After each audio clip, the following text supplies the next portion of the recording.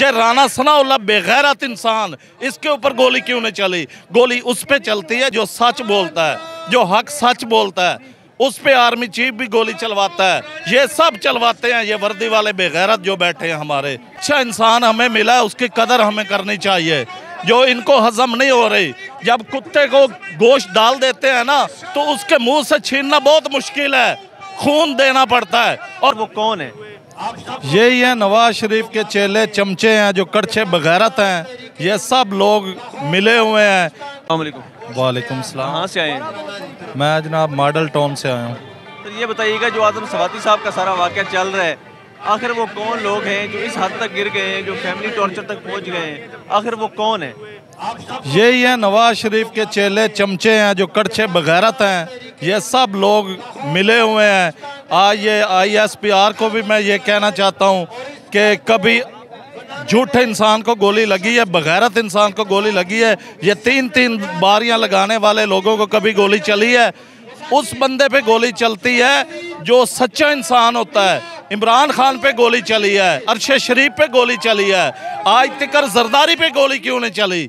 नवाज शरीफ पे गोली क्यों नहीं चली? शहबाज शरीफ पे क्यों नहीं चली?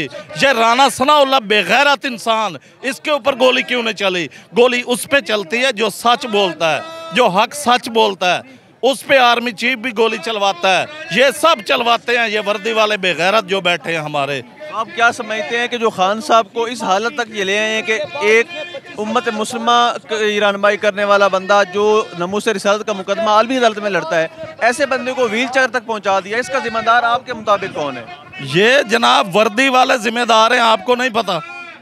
नवाज शरीफ जिम्मेदार है, ये मुच्छल बगैरत जिम्मेदार है, आपको नहीं पता? हमारा दिल रो रहा है आज। मैं रिक्शा ड्राइवर हूँ, मैं अपना काम काज छोड़ के इधर आया हुआ हूँ।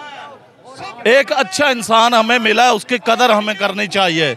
जो इनको हजम नहीं हो रही, जब कुत्ते को गोश्त डाल देते हैं ना तो उसके मुंह से छीनना बहुत मुश्किल है, खून देना पड़ता है। और खून देने के लिए हम तैयार हैं। आर्मी चीफ को मैं आज कहना चाहता हूँ कि वो भेजे अपनी जो वर्दी वाले हैं, वो हम पे गोलियां चलाएं और हम खाने के लिए तैयार खड़े हैं। हालत हो गई है, रात को हमने देखा कि टैंक निकाल लिए गए हैं। ये टैंक निकाल कर क्या पैगाम देना चाह रहे हैं कौम को? यार टैंक निकालें, जहाज निकालें, हम इधर खड़े हैं खान साहब के लिए। ये जो मर्जी कर लें, तोपे निकालें। जिसको पाक फौज हम कहते थे, आज हम कहते हैं कि ये बेगैरत फौज है। जी बिल्कुल, आप देख सकते हैं कि एक कौम जो 70 सालों से एक इदारे के नारे लगाती है, बिलाशुबा प्यार करती है, उसमें से चंद एक काली भेड़ों ने इस इदारे को कितना बदनाम कर दिया है और किस हद तक लाकर खड़ा कर दिया है।